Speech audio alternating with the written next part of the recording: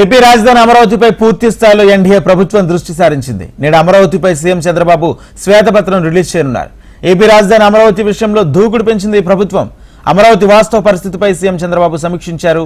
సమీక్షా సమావేశంలో మంత్రి నారాయణ, ఉన్నతాధికారులు పాల్గొన్నారు. అధికారంలోకి వచ్చిన వెంటనే సంక్షేమంపై తొలి సంతకం పెట్టిన సీఎం అదే వేగాన్ని అభివృద్ధిపై కూడా పెట్టేందుకు సిద్ధమయ్యారు. అందులో భాగంగా గత ప్రభుత్వంలో జరిగిన అవకతవకలు, నిర్లక్ష్యం, అభివృద్ధికి కలిగిన విఘాతంపై శ్వేతపత్రాలు విడుదల చేస్తున్నారు.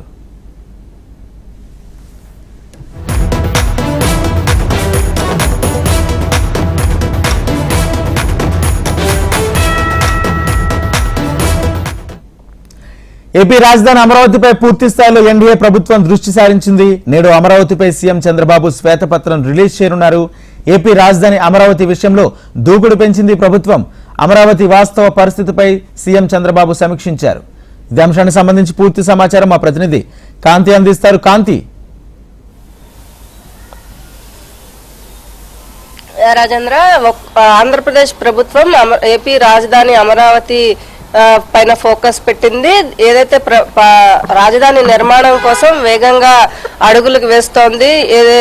ముందుగా ప్రభుత్వ స్థలాలకు సంబంధించినటువంటి గెజిట్ ను విడుదల చేసింది. దానికి సంబంధించి 4 గ్రామాల్లో కూడా ఈ భూ సేకరణకి సంబంధించి అలాగే దీనికి కావలసినటువంటి ఏదైతే గెజిట్ విడుదల చేయడంతో పాటు పనులను వేగవంతం చేసేందుకు కూడా సిఆర్డీఏ కమిషనర్ ని కూడా మార్చడం జరిగింది. అయితే మంత్రి నారాయణ నిన్న సిఆర్డీఏ అధికారులతోటి గత 3 రోజులుగా సమీక్ష సమావేశాలు నిర్వహిస్తున్నారు. అయితే సీఎం చంద్రబాబు నాయుడు 7 అంశాలపైన శ్వేత పత్రాలు విడుదల చేస్తాము. గత ప్రభుత్వ హయాంలో ఏదైతే భారీగా నష్టం రాష్ట్ర వ్యాప్తంగా వీటి వల్ల ఏ శాఖల వల్ల అయితే జరిగిందో వాటిపైన శ్వేతపత్రం విడుదల చేస్తామన్నారు. అదేవిధంగా మొదటిదిగా పోలవరం పైన శ్వేతపత్రాన్ని విడుదల చేశారు. ఇక ఈ రోజు మధ్యాహ్నం 3 గంటలకు అమరావతి రాజధాని నిర్మాణానికి సంబంధించినటువంటి శ్వేతపత్రాన్ని విడుదల చేయబోతూ ఉన్నారు. అయితే రాజధాని ప్రాంతంలో కట్టడాలు ఏవైతే 2014 నుంచి 19 వరకు జరిగినటువంటి కట్టడాలు ఎంతవరకు పూర్తయ్యాయి, పూర్తయిన వాటిని